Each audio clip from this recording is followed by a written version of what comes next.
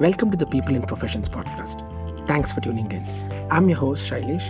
Join me as I speak to people from varied walks of life, from scientists to street vendors, from engineers to artists, from businessmen to influencers, as I try to uncover how they became what they are and how they are creating growth across industries. This is a podcast about people, their professions, their lives, their struggles, their goals, the opportunities that made them, and so on. The reason for this podcast series is that I believe you can learn a lot from people and the circumstances that drive them. And this information cannot be gained from books or the internet. This can only be learned from people's journeys and their understanding. So you can find the episodes on Spotify, Apple Podcasts, Google Podcasts, our website, and all of these details can be found in our show notes. So join me as I talk to people and help me build this human library.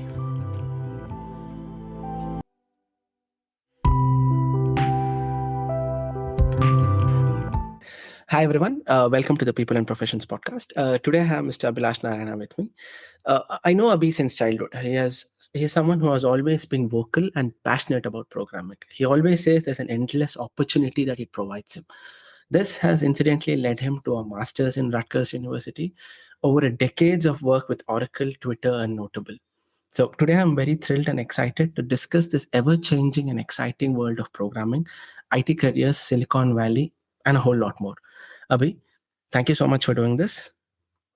Thank you for the intro and thank you for having me. Thank you. So I want to start with the basics. What do you think is software development? I think of it as like if you think of software just as one thing, right? What is software? Software is something a lot of us use every day. It's something that people build and most times something useful. Mhm. Uh, and software development really is the process of building it. So it's like software engineering, software development. There are multiple things that go into building good software. So software development as a whole, I would categorize as like the process of building software. Mhm. So as we all know, like software development is not new. So what I want to touch upon in this podcast is what are the nuances in software development that one has to know. Software development has seen his history. There's a lot of development that has happened across both the nations that you have worked with. So for someone who is new to software development, who wants to pivot to software development, what are the main key traits that you think that person should have? Yeah, a, a big trait really, and this I don't know if this is just unique to software, but at learning any new thing Mm-hmm. is being curious. Um, so like from a trade perspective, like wanting to learn and wanting to explore things is really important. It's also like you said, it's ever changing, right? So it changes all the time. New things are happening. So the ability to not just learn but also unlearn and adapt is really important, in my opinion. So if you've learned something, like you essentially can't be set in your ways for a long time in the field. So yeah, those traits Yeah. is what. So it's really curious. Like I've been speaking to a lot of professionals, and generally what they say is similar to what you say. It's the Mhm. ability to be nimble, the ability to learn, unlearn, and be curious are like the general traits of any career that we see. So having said that, like what does a day-to-day mean of a software developer? It depends really on where they are in their career, where like what kind of role it is. Like software engineering as a discipline itself, there's so many aspects to it. Like people could be writing like hardware code or like operating system code, all the way to the applications that we all use on a daily basis. Mm, Um, even there is people who write code for end users, people who write platform code within a given organization. So for day to day, it really depends. But in a generic like way, it's usually planning and collaborating on like what is this thing we're building and how are we going to build it, mm, um, and going about building it. Like it's a very, very like 30,000 foot level view of a day to day. No, we'll dig in deeper. When you say go about building it, there's a misconception that programming is very difficult, or maybe that's the truth. Mhm. Is it? Is programming very difficult? Um, I'd like to think no. Mm, Uh, there, a lot of the conception of programming or dev software comes from pop culture, where mm, it's usually someone with a headphones, like mm, just in a room, dark room with like lots of lines of green colored code. mm. Uh, but that's really not reality, right? So I think that's where the conception is like, oh, there's a specific set of people who can do this kind of work. Mm, Um, but I think my perspective to it, and it's what I tell a lot of people I talk to, is mm, the the the big skills that are required are like problem solving really. And like what do I mean by problem solving is to take something that is abstract and vague, some kind of problem statement, and mm, coming up with ways to figure out a solution. This can be like a language of your choice. And when like I think like if people are able to do it in their native language, mm, um, then going from there to writing like code in Java or JavaScript or so many languages is fairly easy. So that first mm, part, like thinking about, oh, here's a problem, how am I going to solve it?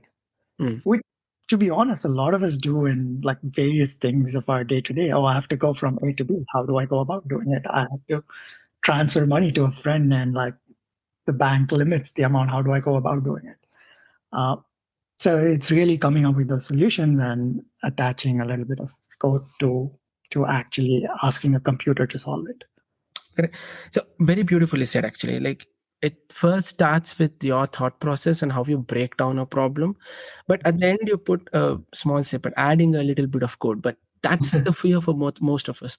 Like I come from a mechanical background, and the biggest fear is not the languages, but it's like, can I think logically? So Yeah, there's a big saying, at least, that goes around saying that anyone can code. Do you think anyone can code? I think so. Yeah. So like we spoke about the traits to start with, right? Like Mm, being able to learn and being curious. So if you have the curiosity to be able to learn to code, mm, especially today when there is so many resources just accessible. mm, Uh, I mean, the caveat there is yes, like you need internet, and there is still a certain level of privilege to it. mm, But for the most part, if people are curious and have access to the right resources, they should be able to learn how to code. Because, like you said, like the the biggest challenge is logical thinking, which for reasons is not something that we think of as something we learn in schools, right? But correct. if you're able to think about any given problem logically, um, in my opinion, it flows easily because like computers understand logic pretty easily. Mm. So, for someone who's starting late in their career with programming, Mhm. there is always a barrier that they have to cross, saying that, okay, this is not my cup of tea. What Yeah. would you say to them? Um, I I think this is a general perception for like any career Mm, where for some reason like age is a factor. It doesn't have to be. Um, correct. so like when you're learning something, like go for it, learn. It's not going like just the fact that you're willing to do it is a good first step. It's not going to be easy, right? Nothing is easy. People who started early, it wasn't necessarily easy. It Mm, is going to take work. mm, Um, like sometimes it doesn't come naturally because there is a certain amount of experience in life that like has set your mind into certain ways of thinking. So there needs to be the acceptance that okay, I may have to step back from my usual ways of thinking. mm, But outside of that, it's time and effort. Correct. Correct. How much of programming or software development is research with data and data structures, really? Um, I think again it depends. Mhm. It depends on what you are trying to do. A lot of times it is an idea. It is Mm, something that like, oh, there is this problem. I might want to solve for it. It is intuition. mm, Uh, but sometimes it is data, right? Like, it, especially if when I think about like at least large companies, they have mm, a lot of data to be able to balance that intuition with, let's see what the data says, and can we kind of have a mixture of intuition and the data. mm. Uh, yeah, it's both. Yeah, it's a mix of both intuition and data, rightly said. So there's also another point that you touched upon. There's an ecosystem in software development. That ecosystem has developed a lot. So do you think there is sufficient resource available online for someone who's starting from scratch to have a good career in software development? Absolutely. Uh, Hmm. there is. It could be the problem of there is too many things and sometimes Correct. not knowing where to start. Mm. Like when you try to look up something, I'm just going to use Java as an example. Yeah. Like if you try to look up something, there's an overwhelming amount of resources where it's like, okay, I have all of this. Where do I start? Mm. Um, and that in and of itself can be scary. Correct. Uh, but yeah, to that, I think of it as like starting small. Pick one thing. It doesn't really matter. Uh, Once like the basics of a given language is you become familiar with it, steps after that become more and more easy. Like a lot of the languages share familiarity, similarity. Correct. So that's one of the main points that people don't know. It really doesn't matter which language you choose. It's Yeah, basically just the syntax and the syntax changes. It's the yeah, thought process that counts more, correct? exactly. Um, like just going back to my career where Mm, I have both like interviewed people and I have interviewed myself for roles. One of mhm, the first things people will say is in a technical interview, like it doesn't matter what language you're using, even mm, though the company might have a specific tech stack that works on a specific language, because it is generally understood in the industry, at least, that like the language in and of itself doesn't matter. There are specific cases where certain languages are useful for certain ways of solving problems. mm. But as a general thing, once you're familiar with the language, it becomes very easy to pick something else. So can I extend the same thing to different fields in software development? For example, if I'm good at front end development, can I shift out to back end development as easily as shifting between languages? Probably yes. Some of that has to do with like an individual's like goal or passion. Mhm, Uh, but like I was doing front end work for a very large initial part of my career, mhm, and then shifted to do primarily back end stuff. Some people have preferences, mhm. but yeah, there's nothing inherently difficult or different about these different fields. So you yourself have pivoted or at least expanded your reach from front end to back end. And have you seen others do that? Have you seen others shift from different courses? Definitely.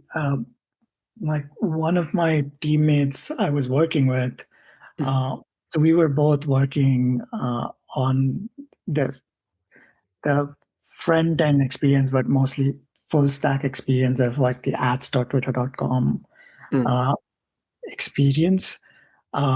Like I went into a more back end role.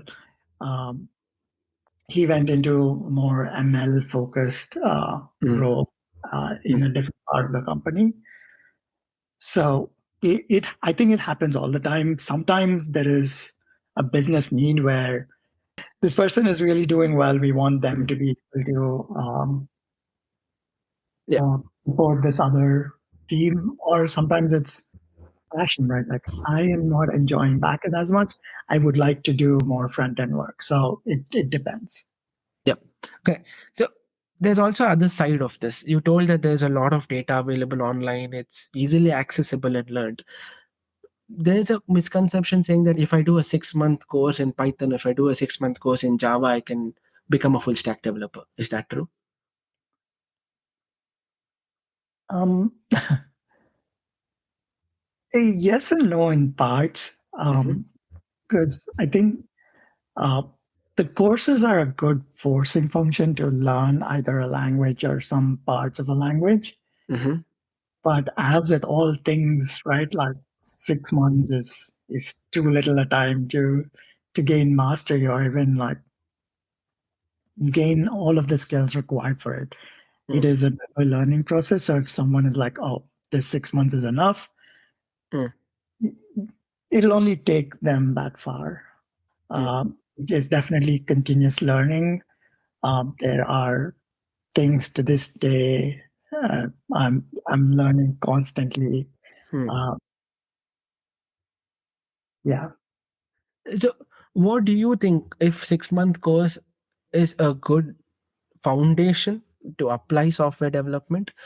What do you think are the biggest misconceptions that people have, be it in India or in US, Do you mean in terms of like starting off? in terms of software development as a career on the whole? Yeah, I I think it goes back to something we discussed, right? There is definitely probably because of pop culture this conception that it is like a single person job where Yeah. you go into like a zone and you solve a problem and you're done. Very rarely works like that in the real world. There may be specific cases where yes, that focus time is important, Mm. but a lot of times a big thing in software development is collaborating with others, having that diversity of thought, being able to ask questions and like challenge each other, um, building things together. Sometimes it's large systems. So I feel like when people think of coding, people instantly go to more often than not like a male engineer sitting somewhere and Yeah. working. But that that's just pop culture and it's not reality. Correct. With the matrix screen, with the Linux system and all. Yeah. So you you have told multiple times that it's a collaborative effort and there's a business needs. So who are the main players in this ecosystem? So who, if I'm a software developer, who Mhm. should I interact more with? Who do I interact more with? Yeah, that's a good question, and my the theme of my answers at this point is it depends. But I Mm. kind of give examples. Mm. Yes, please. If you are working in like a front end force facing role where um, you're building things directly for customers or some sort of user interface, um, there is a lot of work with like product managers, designers, researchers who are trying to figure out what's what. Uh, More back end focused roles, maybe like a platform role. You'd be working with data scientists to figure out what is what is the data trying to tell us. Uh, so there's a variety of roles Mm. that one works with. Ranging from product managers to designers to um, I'm trying to think of different things. Like my in my current role, we have people who work with healthcare systems. Mm. So they do a lot of configuration on various things. So yeah, it depends on where you are really. Correct. So it's a mix of both technical and non-technical people that you interact with on a day-to-day basis. And the summary is something like this. So it doesn't matter which language you're from, as long as you're curious and as long as you have that mindset and you're willing to interact with people and work together to build something. Software development is something cool. Is it cool? Uh, it is cool if you think it's cool. It doesn't have to be cool for everyone. Yeah. So what are the biggest challenges though, from an Uh, individual or from the ecosystem perspective? yeah, I think there's like two, at least currently, as I see it in my small world, Mhm. there is two challenges. One, and I don't know if these are technical specifically. Mhm. Um, One is, uh, especially with the advent of like large language models and machine learning and AI, things are moving really fast. Yep. And I fear that just as an industry, we'll end up making the same mistakes in this like new and emerging field that if we've made in our past. Where we've built a lot of systems quickly without putting in the level of thought that was required in terms of how will this affect something or someone. And like we could go to social media as an example, right? Mm. It's a great tool, but it also has adverse effects that I wish we as just an overall industry had put more thought into. The other challenge I think, which I feel like we're touching upon, is there is um, how do I put this? There is as people grow, there I feel like there's a sense of like sameness of thinking just because of the kind of people that are getting into software engineering, and part of this is like all of these misconceptions that we think of, right? Like only these kind of people can get into software engineering. Only these people will be good at it, and so the the industry as a whole um, isn't diverse enough. And at the end of the day, that means when we are building things, people are not asking all of the questions from various perspectives, and those questions have a sameness to it because people who are coming in have like are coming in from the same places. Two very interesting points, though. I want to start upon the first one, and probably this is a segue to regulation. Do you think there is enough regulation in the software development field? That's a really good question. One I haven't given much thought. There is regulation, but sometimes over-regulation, and then there is no regulation. And because I've worked in like social media for a while, Mm. part of it is like when the European Union introduced GDPR, Mm. there was a lot of work to help support it. I think part of those regulations were really about respecting user privacy, making sure user data is safe. Uh, those were all very important aspects of it. But it also made user experience really bad because every website you go to has a pop-up Mm. about cookies that nobody's reading and just clicking yes to. But it's people doing it all the time, every day, on every single website. Mm. Uh, and to the point of like no regulation, I think of some things in the United States, especially when it comes to social media. There is a big debate between how much of it should be regulated. Right now, there is very minimal regulation in terms of like if someone says something on social media, who is responsible, what happens. Mm. For someone who doesn't know, what is GDPR and what are the regulations? That's a good question. GDP, it is a user privacy and data protection focused regulation where it enforced companies to handle user data appropriately Hmm. with hefty fines if companies fail to. I'm sure there is more to it. This is my limited perspective of what GDPR is. So when you say regulation, does that mean just user acceptance? If the user accepts it, if the user clicks on a pop-up, say yes, I agree to it, does that mean I'm regulated and I can use this data? Um, that's a good question, and that's probably its own like multi-hour discussion. Mm, I don't know really. I like there is the legal aspect to it, which companies use, right? Like when you sign up to a service, mm, you pretty much all of your data belongs to the company that owns it. mm, Um, Now, what GDPR said is if that user does not want to have their data, they should be able to delete it.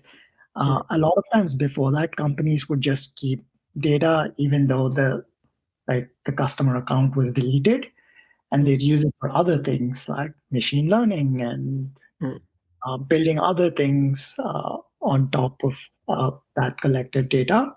mm, But essentially, GDPR enforced companies like once a customer requests, "Hey, I don't want to use this anymore. I want all of my data to be deleted." It is mm, incumbent upon the company to actually delete it.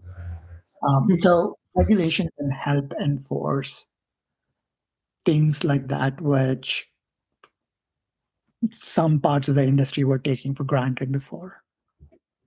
Why is it a bad thing? So let me play the devil's advocate. So why is it a bad thing if a company has my data? I get more ads, is it? Or what do you use it for?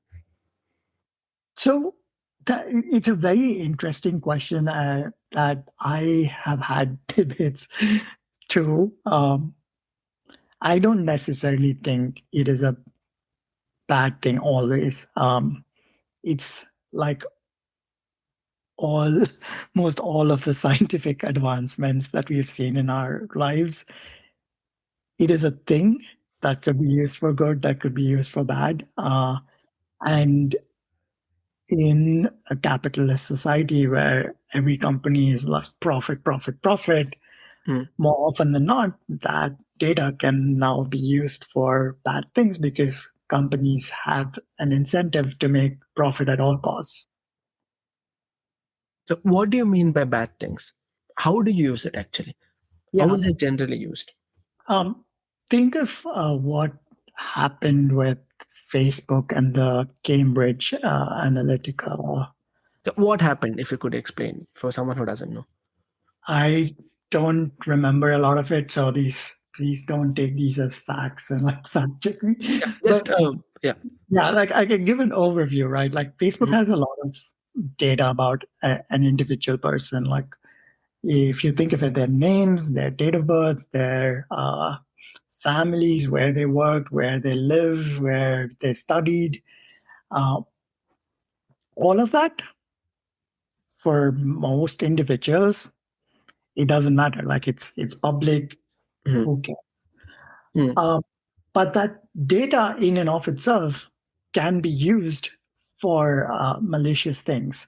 So think of elections where ideally in a democratic society, people have access to all of the information available and they're making choices based on that available information. mhm, Companies started using this data to specifically target people who might be on the sidelines to change their mind one way or the other. And there was no regulation for these advertisements to be like fact checked or mhm. uh, to be like accurate. That can skew futures of nations, as we've seen. Um, in other cases, think of people who are trying to be anonymous because they are uh, they're fighting something. Mm. They're The trying to healthcare go up. history, maybe something like that. Sorry, what was that? The healthcare history or something like that. Yeah, not healthcare history, but like if they're trying to go up against authority, Hmm. um, they use some of the anonymity that social media provides to be able to take a stand without compromising their safety. But companies could sell this data and be like, oh, if the government gives me enough money or whatever, I will sell this data to them. Mm. I say government, but any position of authority, right? And that compromises an individual's safety for the sake of profit. And we've kind of seen some of these play out in the past where uh, companies are asked to give up their data or give up some person behind some data just because some organizations in power did not like what was being said. Mm. So, so personal data doesn't necessarily just mean your name, date of birth, or your social security number. It's a lot more. It's your thought process. It's your who you support. It's something that you're fighting against, and so much more. So personalized ads could have a real life implication, and that's why this has to be regulated. Correct. I believe so, yes. There's the other side of it. We're talking about individual data and then acceptance of individual data. There is the content that comes out on these social media platforms also. Do you regulate the content? Like, for example, Facebook had this huge problem of hate speech content regulation and so on. Is it Yeah. actually regulated for someone who has been inside one of such social media companies? Um, I have two perspectives around this.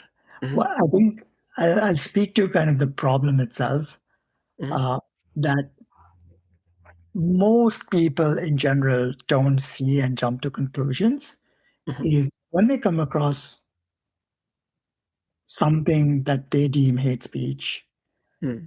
uh, they jump to the conclusion that a company is not doing anything about it. Hmm. And there are two branches to this, right? Something can be actually hate speech where it's targeting an individual or a group of people based on some specific set of criteria, or something can be speech that I don't agree with, which I feel is hate speech. Hmm. Uh, Correct. and because of the way our language is set up, there's a lot of nuance to everything. Hmm. Uh, Sometimes a joke for one person could be hate speech for another. Hmm. Uh, and we don't just have one language, right? We have people communicating in a multitude of languages, all of which have different nuances. I'm saying all this because in an individual case, you could look at like a statement and make a decision on, okay, this is hate speech. This person should not be allowed on the platform. Hmm. But when you combine millions and millions and millions of such cases, Hmm. how do you make those decisions at scale? Hmm. A lot of companies really, really struggle with this. And it is a difficult problem because of, I think, the reasons I mentioned. Hmm. I've seen companies try really hard, Hmm. uh, but the the difficulty is you don't want to make mistakes, right? Like uh, you don't. It, I mean, I don't know. Mm. So when you say the company is trying really hard, Mhm. could you give some examples? Like, do they censor the content, or do they filter it, or do they Yeah. filter it based on location? What actually happens? So even for so if you think of censor, right? Like, uh, what does that mean? So if you just took like a generic example of like, it means this data cannot be seen by other people. Hmm. You still have to make a decision that this is censorable content against some set rules and policies. Hmm. that decision making process is a difficult one because a lot of it is not straightforward. A lot Mm, of it includes nuance, a lot of it includes context in the rest of what is happening. It includes uh, context outside of a given platform, maybe something that's happening in the world currently. Uh, so when I say I've seen companies try hard, I've mm, seen companies try hard to either make that decision making process simpler or put research into like different things in making that decision. mm. But So, it's I don't for any means believe it's a solved problem. It's yeah. still people working on it. Yeah. So we talked about two things. One is user data, and the other one is the actual content that's there on the platforms. Do you think there's too much power with a few handful of companies? Um, I I haven't made up my mind on it. There's definitely two philosophies of thought with uh, like centralized information and decentralized information. Hmm. I've I've s- I think it's hard to say because again, like with most things, the very fact of like centralization is a bad thing and decentralization is a good thing is not Mm. true, right? Yeah. Like they're just ways of doing something. And at Mm. the end of the day, it's still how people use it and like what happens with it that makes something good or bad. Mm. Uh, but there is definitely a bias where, like with centralized information, uh, there is more opportunities for things to go ugly. Mm. And probably not so with decentralized information, but we're yet to see that word, right? Things are Mm. still happening in like decentralization, where a lot of people in the industry have, uh, like dreams of like, oh, in a decentralized world, these won't be problems, Mm. but like those are just systems, and at the end of the day, humans play a role. Mm. So it remains to be seen. So in such cases, do you think the government can do something? I'm taking a specific example because Mhm. Indian government did censor a lot on Twitter. Yeah. So when it come, Twitter might not know the nuances of Indian economy or the nuances of the Indian mindset as Mhm. well as the Indian government might. So do you think it's good if the Indian government steps in and says, I don't want this content here? Or do you think it's bad? Do you think self-governed Twitter is better? I definitely think the government stepping in is bad. Why is that? Mhm. Because the government in and of itself is not an unbiased authority, right? Mm, Uh, the government has its own incentives, mm, just like the company does. mm, So, like when you think of situations, uh, the government is not free of bias, and the government is not like even with their context, like how who says that that context is being used for good or bad. mm, Uh, and same thing with like self-governed Twitter, right? The company has its own incentives that may be good, may be bad. So who makes that decision? mm. Uh, so that's one of the reasons why I think it's a really complex problem. It's not very black and white. So are there teams in Twitter that handle this? And what sort of teams are there? That handle That this. handle user authenticated data, hate speech, government regulated regulations, all of this. Yeah, there were teams, uh, but No, that did it. generally social media. Let's say Meta. Do you think there are teams there? Yeah, definitely, because dealing dealing with governments is a big part, at least in the social media world.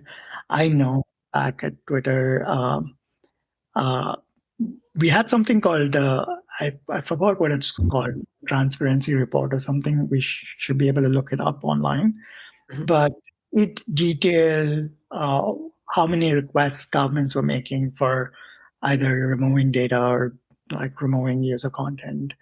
Um, and kind of a look into those requests and what Twitter was doing about each of those requests. How many were complied? How many like Twitter was fighting in courts of that given country, and so on. So there are definitely teams, both legal and technical, that work on these problems. So, what sort of do you think that's an important career path for the coming generation? Um,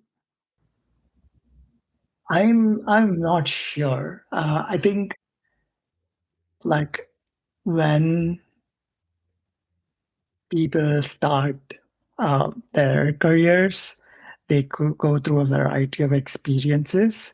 Mhm. Uh, and through those experiences, they decide uh, where they want to spend time and what kind of problems they want to be solving. And one of those problems is what we just spoke about. So Mm. I think it's more of like as people are exposed to these varieties of problems, um, in their careers, they can almost choose to spend more time on a given problem. So, similar to how a government can ask these companies and check how they're using this data, do you think it's a good idea that people can ask, like, right to information? Can I come and ask Meta, like, how are you using this demographic data in Bangalore? Do you think that's possible? Do you think that could add value? Yeah, that's a good question. Probably yes, but it requires some thought to be able to uh, Mm. say yes or no. I think a lot of my hesitation comes from uh, just my experience where I've seen like things that are reasonably good ideas Mm. sometimes be used for like malicious things. So without spending some thought cycles into Mm. a good idea, but what are some ways it could be used badly? It's Yeah, hard to see. correct. So, from your personal experience, what are the steps that you condone that these companies have taken without taking names, and to whatever extent you are comfortable sharing? Um, there were multiple things that companies did. So one thing I remember Mhm. with uh, it was more word of mouth, so I don't know how much of this is actually like Mhm. very legit information, but I know a lot of the big companies have, or not, I know, I've heard a lot of the big companies have back channels to talk to each other in times of Mhm. crisis to be able to uh, make more informed decisions quickly. Mhm. Um, and when I say in times of crisis, like i- i- think of like I think this was after what happened in New Zealand with an active shooter where it was I think it was live streamed Yeah, and some of the platforms yeah, and it all of those decisions had to be taken real time, right? Like there is no, oh, I have reported this, and people will look at it at some time and decide whether it can be taken down or not. Uh, has to be real time, and it is real time is a difficult problem. mm, Um, so I think maybe it was after that where there was some effort to be able to share information quickly during those times, so companies could react quickly. We discussed a lot about the companies and what they are doing in these spaces. How exactly is it working in the Silicon Valley? I have experience in two companies here. Mm, Uh, One, like you've spoken about, was Twitter, which was a majority of my career, and more recently at a healthcare company. mhm, Uh, I don't know if Twitter was like a lot of the other companies in Silicon Valley, but it was genuinely a great place to work at. There were people who cared about the company's mission, who were extremely talented and who were ready to help. Uh, mm.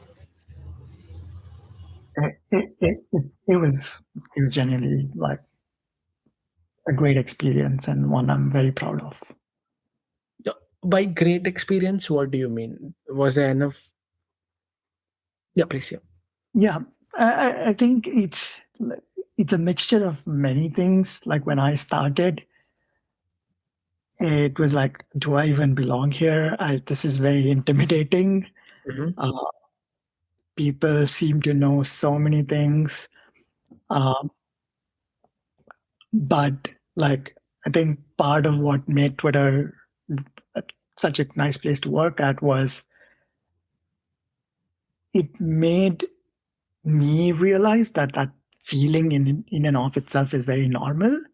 mhm, And all of the people there helped me overcome it. They never see me as like, oh, you're a new person. What do you know? Just do it this way. There was very little like spoon feeding involved, but it was like, you're facing a problem. Let's go work it out. Uh, let's figure this out together. And it shaped a lot of my own mentorship skills, my own leadership skills, my own like soft skills, just being part of a technology company. mm, Uh, so outside of all of the like technology stuff, it added so many facets to my own personality. mm. So again, we keep talking about misconceptions. So there's a misconception that US people don't work past 5 p.m. They have a very good work-life balance, and all the hectic jobs are outsourced to countries like India. Is Mhm. that true? No, it's not true. uh, just this week, I was working multiple hours because Mm, there was an incident going on. There is definitely like various categories of this where mm, there are companies where like work is life. If you don't think work is life, don't even bother working here. mm, To companies that are more like, hey, your work is one thing, your life is one thing. mm, Let's respect both of those. So it's a spectrum as I see it. It's definitely not a generic statement that I would make where, oh, the US work culture respects like a 9 to 5 job. mm. On the flip side, there's another image that it's cutthroat, and if you get into a lift with Steve Jobs, he'll fire you. Is that true? Uh, Is it in, very cutthroat? in parts, probably. I hadn't seen it up until last end of last year, where I think pretty much every single company had layoffs. Mm, Uh, it made me question a lot of things, but the US in general has employment, doesn't have very stringent employment rules. mm, At least in the tech industry, most employment is at will. So employers could say, "Hey, thank you for working here," and that's that. Like you're out. mm, uh, yeah, it is possible, and I've seen it happen and experienced it personally. mm.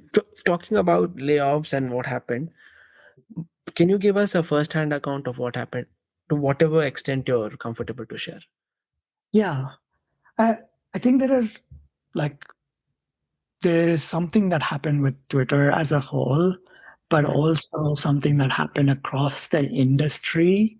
mm, Uh, Throughout last year, I kept hearing leaders mention mm, situation. mm, To this day, I don't know what it means. mm, But I'll kind of speak to it in two parts. With Twitter, there was a lot of turmoil for a majority of last year when the acquisition rumors first started to when the acquisition actually happened.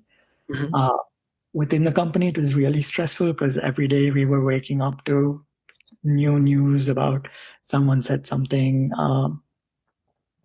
How is this going to affect us and our future? mm, Uh, it was definitely a stressful 6 months without being sure about what could happen.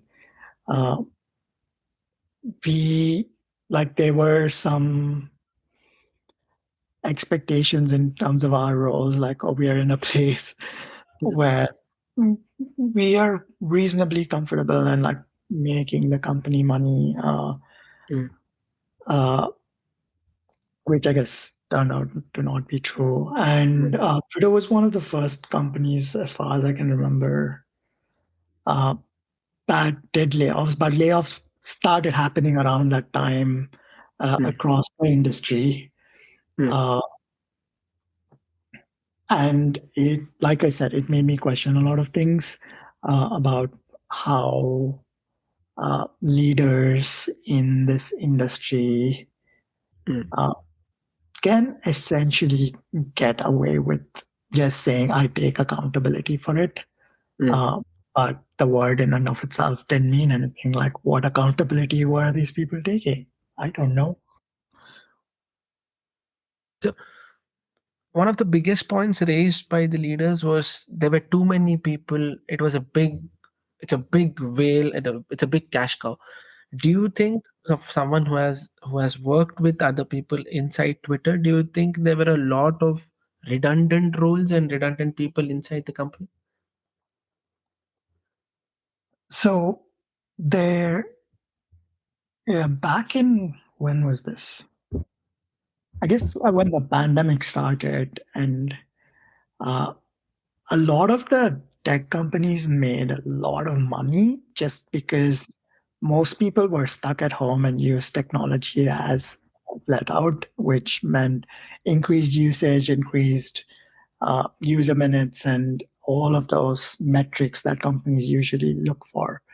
Mm, They made a lot of money, and uh, leaders started hiring to essentially continue that growth. Uh, which did not happen because like some things are not sustainable, right? mm, uh, so they hired too many people too quickly mm, is I think true for a lot of the companies.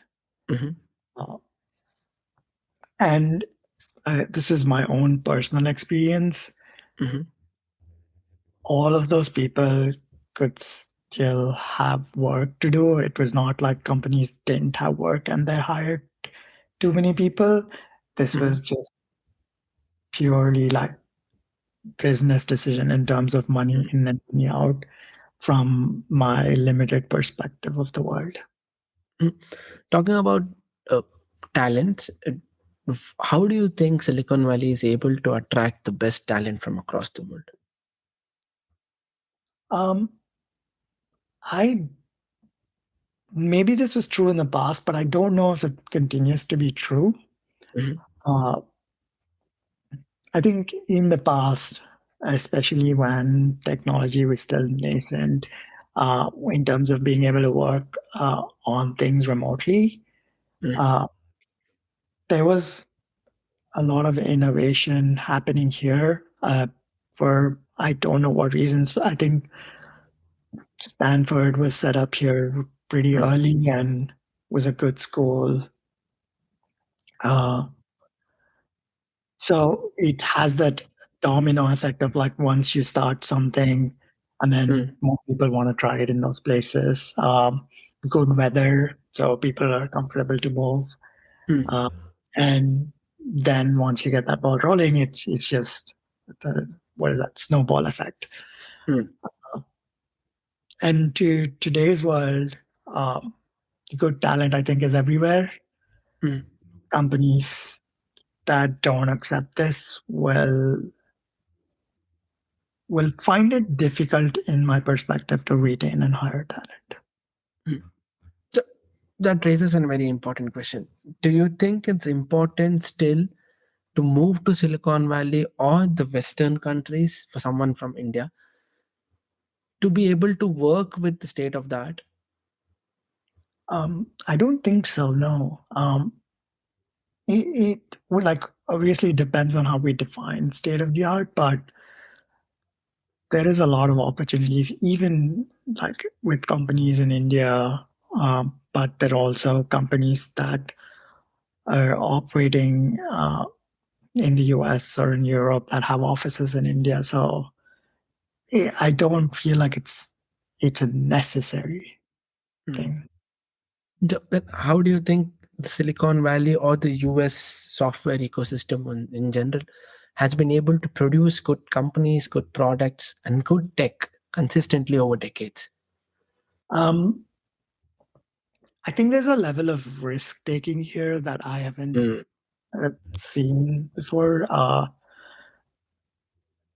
The people are ready to fail, and like honestly, from what I've seen, a lot of startups fail. mm, But because that acceptance is there, that hey, 99 of these 100 things that we start will fail, but one of them could succeed.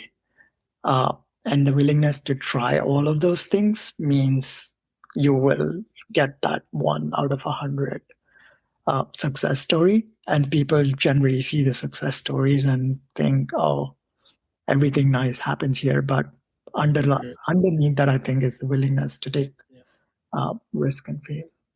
Yep. Talking about the willingness, what do you think is the work culture in US? Um, I know it's very generic, but yeah, it depends mm, really. But I think in the Silicon Valley, especially a lot of startups, mm, there is an expectation that your work is your life and you're going to be willing to do everything and anything to make that company succeed. mm, Uh, in some cases, it makes sense, especially people who are really early, because the purpose of them joining that place is their buy is them buying into that vision of what the company is trying to do, and that complete belief that it will be able to do it, and it needs to be fast. mm, There is also on the other end of the spectrum companies that are big and respect uh, uh, kind of an employee's time. mm. So how different do you think this work culture is from the work culture in India? Um, yeah, I think we only spoke about kind of time, right? But there are other aspects to work culture about how people talk to each other, Mm. how employees collaborate, uh, what is the like a company, Ethos. yeah, all of that. Mm, I think there are definitely differences there. One stark culture shock that I had when I first started working at Twitter. I'd worked for a couple of years in India before that. mm, Was Twitter did this thing called Tea Time, which was basically company all hands, mm, and they did this I think every other Friday or monthly on Fridays, where anybody in the company So this was both a share out of like all of the progress that the company is making, but Mm, also where anybody in the company could ask questions of the company's leadership. And I saw people walking up to the microphone and asking Jack some really tough, hard-hitting questions. mm, I had never experienced something like that in India. The person I spoke to, which was higher than me, was probably my boss's boss. But mm, about that, I didn't even know who the people were. mm, And like all hands was not really a thing. This might be different now, or maybe it was just where I worked. mm, Uh, but yeah, that's something I didn't face. There was also this aspect of like focus on career growth where there is continuous conversations with managers that I see a lot here, but at least in my 2 years in India, that I didn't experience very much. There is a flat hierarchy here, probably. Uh, you mean in the United States? In US, yes. It's not flat per se, but there's more access, I think, to Mm, leadership, and it's more acceptable mm, to question and uh, like yeah, more acceptable to question them. mm, yeah. So, talking about leadership, you yourself have transitioned from a developer to a manager. So what is that process? Um, this is an interesting story. So there was a time when I had conversations with the peers on my team, and they were asking me, "Oh, what do you think the next steps in your career look like?" And I said, "I don't know what it looks like, but I'm definitely not going to be like a engineering manager." Hmm. Um, then I got a really great manager. Mm, She's an amazing mentor, and she asked me, "Hey, it seems like a lot of the work you're doing is kind of like an engineering manager. Do mhm, you want like this team has an opening for an engineering manager? Do you want to step into that role?" mhm, Uh, I said no. And she said, "No, you don't have to answer right now. Take time to think about it. Talk to people, and I'm happy to answer questions that you have." And gave me that opportunity to actually think. mm, Um, and I spoke to people. I spoke to people who had made that transition, people who had decided no. And I think one strong thing that stood out to me was that, like, a self realization that I really cared about the people I work with. mm, Um, and I'd be willing to do uh, a lot of things to help them grow in their careers. And I enjoyed a lot of the higher level problem solving in terms of like thinking about architectures of systems, mm. and eventually decided, well, this I think looks like a good opportunity for me and I should try So, uh, what does a career of an engineering manager mean? Is it just telling people what to do? it. I wish. Uh, but no, it's not. It uh, Going back to something I've used very often today, it depends. Mm, Uh, it depends on where the company is at, where the team is at. Um, but I always I think of it as a spectrum between like really hands-on technical work to completely hands-off, but more kind of planning and working with cross-functional partners, mm, uh, road mapping, and all of that. mm, But uh, if I had to kind of put it into categories, that is the people that you work with. That's the biggest part of an engineering manager's role mm, is to make sure essentially the people are well taken care of and they have access to the right opportunities. There's a lot of thinking that goes into both understanding every individual person, where they are in their careers, where they want to go, mm, uh, and finding the right things for them in that career, and to be able to find it's working with, say, the product manager on a team and understanding what's coming up for the team, what do the different pieces look like, and figuring out, okay, I think this piece has this level of vagueness. This mm, engineer is trying to become like a senior engineer. They need to be able to solve vague problems. It's the right opportunity for them. mm, Uh, and then the other part of it is like working with cross-functional folks, uh, making sure the team is well shielded from various things that can be thrown at them. mm, Also making plans and making like collaborating with those folks on how do we go forward. mm. So Uh, for someone who is developer, who is a developer right now, who wants to transition to an engineering manager, what do you think are the key traits that one has to know? so there is, I would say, I think two or three things really important. One is the person has to really care about the people, um, Mm, especially like a engineering manager with the people. Uh, uh, Most engineering managers are people managers. Sometimes companies have these roles where engineering managers are like technical managers, which is has slightly different expectations. mm, Mm. So yeah, like care about the people. It's important. Like uh, if not, like it's not a, it's a difficult job. It's not worth doing if you mm, don't.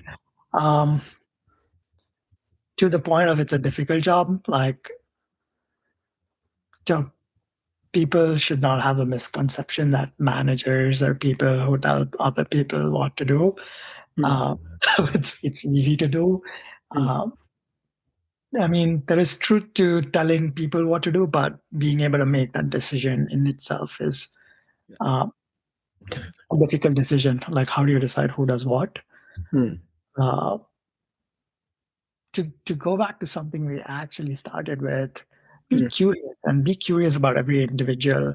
mm, One realization that I had very quickly in my engineering manager career was that with code, uh, mm, there is a problem, you solve it, you like abstract it away, and it's reusable everywhere with uh, same problems. But with people, it's not like you solve, yeah, you work with someone, you talk to them, and you come up with a solution yeah, that doesn't necessarily apply to the next person who probably has the same problem or a similar problem. Uh, so it's there's a lot of like listening and being curious about every single individual mm, uh, that like takes work and effort. yeah. You had years of experience as a developer before you transition into an engineering manager. Is that the only route, or can someone directly transition into an engineering manager early in their careers? In the tech industry, Mm, uh, I and this is my preference. I don't know if there are other routes, but uh, people who have a good, solid, like engineering individual contributor mm, experience under their belt mm, uh, tend to do better because it like growing in that role teaches you a lot of things around communicating well with others, mentorship as you're growing both in terms of mentorship you receive and mentorship you're able to provide, mm, uh, and kind of the technical aspects of how things are built to be able to have effective conversations with the team that you're leading. So I think it's very important to have a good, solid foundation, and that's uh, harder to happen very early on in anyone's career. mm. So, talking about learning in your career, what are the few tips and tricks that you can give others? Always be open to learning. Like, uh, I think, like, it sounds repetitive, but uh, being curious, um, and it it just applies everywhere, right? Like when you're talking to people, if someone says something you don't agree with, be curious, ask why. If you're writing code and you're like, maybe there's a different problem, different way of exploring how to solve this problem, Mm, be curious, like go looking for it. So yeah, I think that's, if I had to be really simple, that's what I would say. mm, There's obviously nuance to everything, and mm. we get into the details. Yeah. There's one thing that I always hear in the Indian IT space, like there's a lot of politics, there's a lot of politics. Is that the same scenario there? Uh, it's not devoid of it. Mm, There, like the the aspect of like things happening that are how do you phrase it, that are not logical but more like power oriented, mm, I think is in many places, because at the end of the day it's people uh, people in power more mm, often than not do things to remain in power. mm. So they make decisions that are sometimes not logical because it supports them being in power. And I've seen that happen there, here, everywhere. So there's one last misconception that I want to ask you. Mhm. Everyone says you go to US only to make money in dollars. But the whole Indian ecosystem, IT system here wants to go to US, wants to go on site to make money. Is that the only reason why you want to work in US? For someone who wants to work in US? Um, that's a really good question, and it's not wrong, right? Mm, Like the the economies of countries is in such ways that like for kind of the same amount of work, mm, um, how much money you make here is different from how much money you make elsewhere. Uh, it, I mean, over the last few years, or probably the last decade or so, it's definitely much. Uh, I mean, I guess different in India. There is some level of like similar compensation in some roles, at least. mm, Um, is it the only reason? I don't think so, and I don't think it should be. mm. While it's not wrong for it to be the only reason, I think moving to a different country comes with it uh, a variety of like learning experiences, with kind of being alone in a new land, learning new ways of working, learning new uh, uh, technical things potentially. Like, so there's a lot of new things that one is exposed to, that when you don't go too far away from home, it's the chances of those opportunities are few. Very nicely said. It's money is a factor, is an important factor that there's a lot of openings that come to you when you travel to a new country, and that you can only get by experiencing that. Yeah, there's definitely exposure that You know. I, for one, would not have had if I not uh, like moved here. Yeah. So maybe we come to the last segment of our show when I ask the same common questions to all my guests. So first of them being, what does work-life balance mean to you, and how do you strive to achieve it? That's a good question. I think that the answer to that has evolved over Mm, uh, my years of experience. I think initially I was definitely more biased towards work. Uh, and if I look back at it, I could probably say I did not know better, but I've had a lot of new perspectives since then that have changed my way of thinking. I think work is a part of life, and ideally a small part of life. It is not the end all be all. Mm, Again, like it can be for some people, and there is nothing wrong with it. mm, It isn't for me. Um, I think finding time to do other things that, for me, I'm passionate about, that I like to do, uh, is important, and I think it makes me a better person. It keeps me engaged with new things, and I like to keep learning. And now I have family, like taking care, and like um, having long, nuanced conversations with my wife, playing with my son. Those are all things I want time to do, and I don't want to be working uh, over a specific period of time. mm, mm. So, on the flip side of it, what is the identity that you derive from your job? Um, I don't know if I derive any identity from my job. Mm, Um, when I worked at Twitter, I was really proud of working at Twitter. Was uh, it was it was definitely like a magical place uh, in terms of like what the goal of the company was, or what the mission was, and how we were going about it. But like after I came back home, work was work. I had all of these other things to do. Um, I was just like that was my profession, and that is one part of my identity. Is I was a software developer. I'm an engineering manager. what does financial independence mean to you? Hello. It's yeah.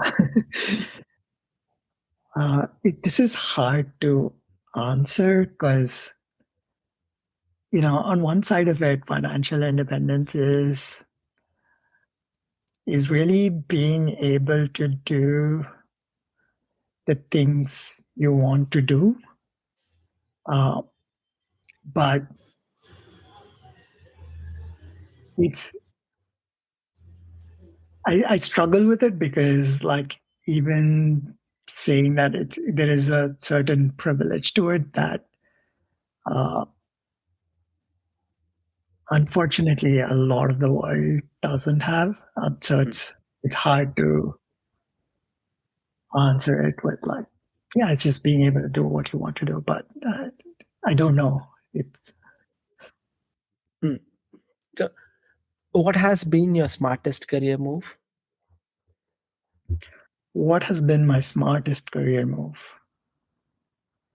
Um, I think moving to the States, or I guess leaving home in a sense, because it helped me build a lot of things around me that I took for granted in my day to day life.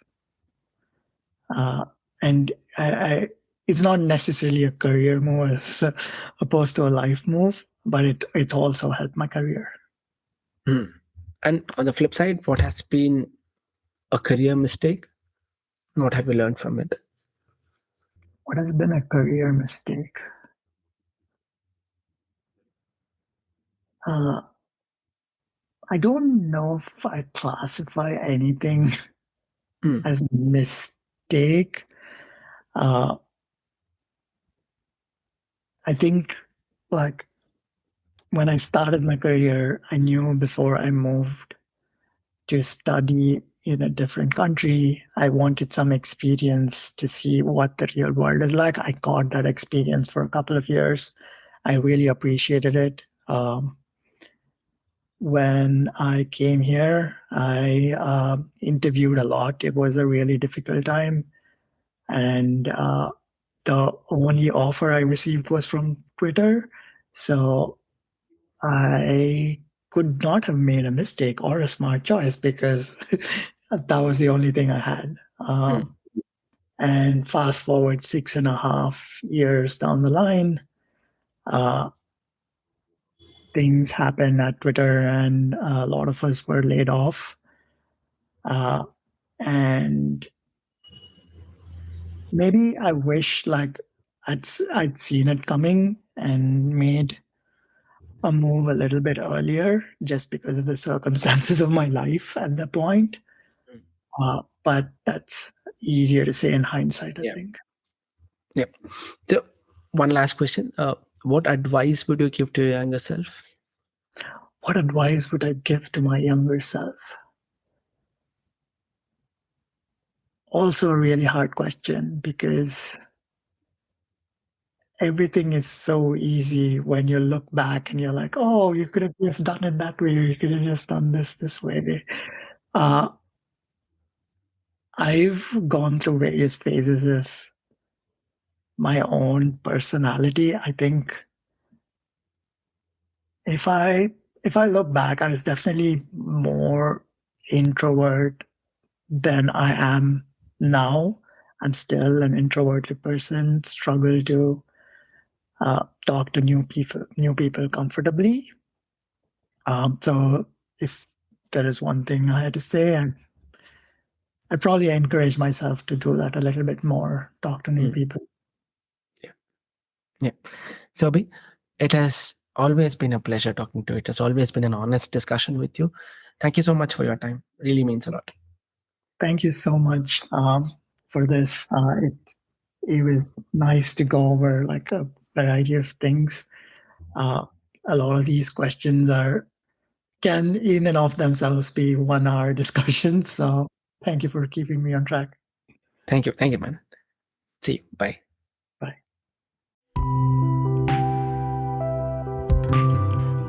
Thank you so much for listening. If you're interested in anything that we discussed, or if you just want to connect with the guest, you can find the LinkedIn link in the show notes. Let me know what you think of this podcast. And please feel free to send me the details of people you know whose life and career trajectory can teach us something. I will meet you in the next episode. Until then, I'm your host Shailesh, and this has been the People in Professions podcast, aiming to build a human library.